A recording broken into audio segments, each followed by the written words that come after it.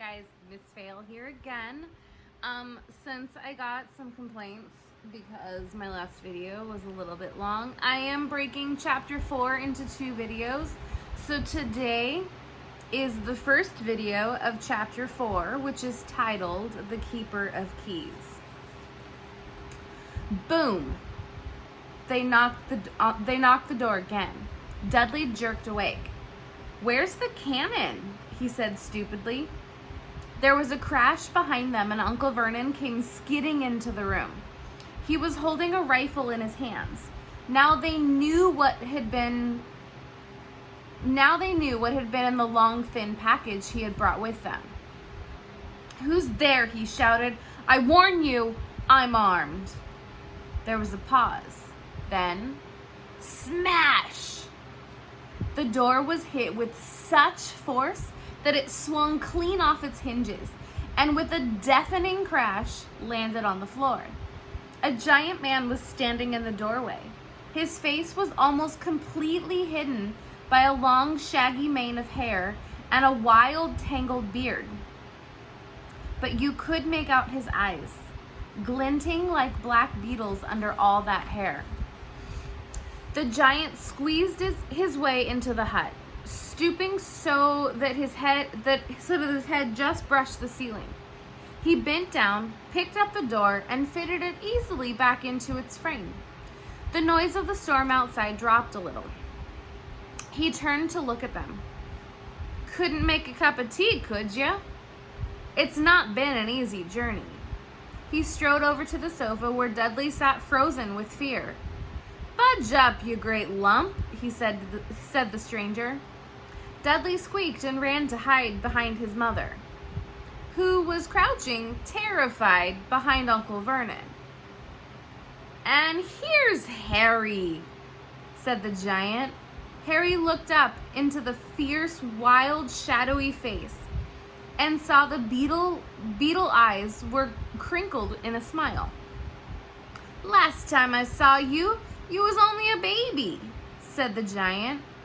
"You look a lot like your dad, but you got your mom's eyes." Uncle Vernon made a funny rasping noise. "I demand that you leave at once, sir. You are breaking and entering." "Ah, shut up, Dursley, you great prune," said the giant. He reached over the back of the sofa, jerked the gun out of Uncle Vernon's hands, and bent it into a knot as easily as if it had been made of rubber, and threw it into the corner of the room. Uncle Vernon made another funny noise, like a mouse being trodden on. "Anyway, Harry," said the giant, turning his back on the Dursleys, "very happy birthday to you. Got something for you here. I might have sat on it at some point, but it'll taste all right." From an inside pocket of his black overcoat, he pulled a slightly squashed box. Harry opened it with trembling fingers. Inside was a large sticky chocolate cake with "Happy Birthday, Harry" written in green icing. Harry looked up at the giant. He meant to say thank you, but the words got lost on the way to his mouth, and what he said instead was, "Who are you?" The giant chuckled. "True, haven't introduced myself. Rubeus Hagrid, keeper of keys and grounds at Hogwarts." He held out an enormous hand and shook Harry's whole arm. "What about that tea then, eh?" he said, rubbing his hands together.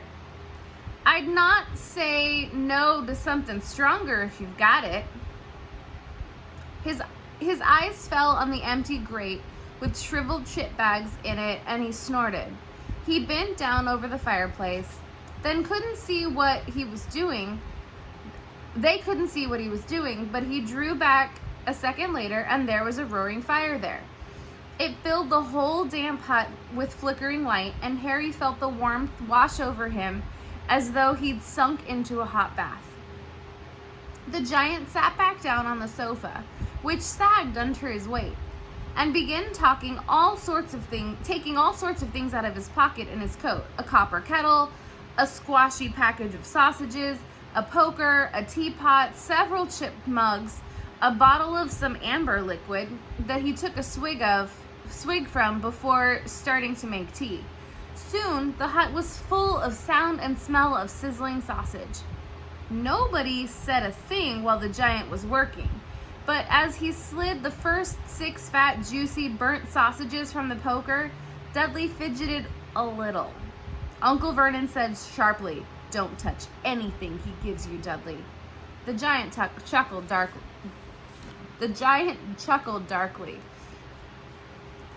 "Your great puddin' of a son don't need fattening anymore, Dursley. Don't worry." He passed the sausages to Harry, who was so hungry he had never tasted anything so wonderful, but he still couldn't take his eyes off the giant. Finally, as nobody seemed about to explain anything, he said, "I'm sorry, but I really don't know who you are." The giant took a gulp of tea and wiped his mouth with the back of his hand. "Call me Hagrid," he said. "Everyone does. And like I told you, I'm keeper of keys at Hogwarts. You'll know all about Hogwarts, of course." No," said Harry. Hagrid looked shocked. "Sorry?" Barked Hagrid. Sorry," Harry said. "Sorry," barked Hagrid, turning to stare at the Dursleys, who shrank back into the shadows. "It's them that should be sorry. I knew you weren't getting your letters, but I never thought you wouldn't even know about Hogwarts, for crying out loud. Did you never wonder where your parents learned it all?" "All what?" "All what?" Hagrid thundered. "Just wait. Now wait just 1 second." He leapt to his feet. In anger, he seemed to fill the whole hut. The Dursleys were cowering against the wall. "Do you mean to tell me," he growled at the Dursleys, "that this boy knows nothing about anything?"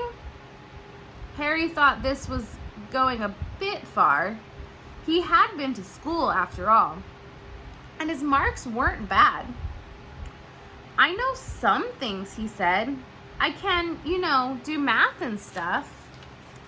But Hagrid simply waved his hand and said, "About our world, I mean. Your world, my world, your parents' world." "What world?" Hagrid looked as if he was about to explode. "Dursley," he boomed. Uncle Vernon, who had gone very pale, whispered something that sounded like Mimblewimble. Hagrid stared wildly at Harry. "But you must know about your mom and dad," he said.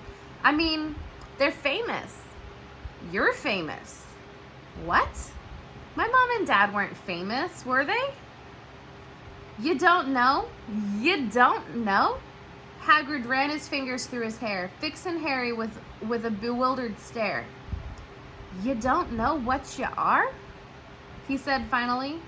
Uncle Vernon suddenly found his voice. "Stop," he commanded. "Stop right there, sir. I forbid you to tell that boy anything." A braver man than Vernon Dursley would have quailed under a furious look Hagrid now gave him.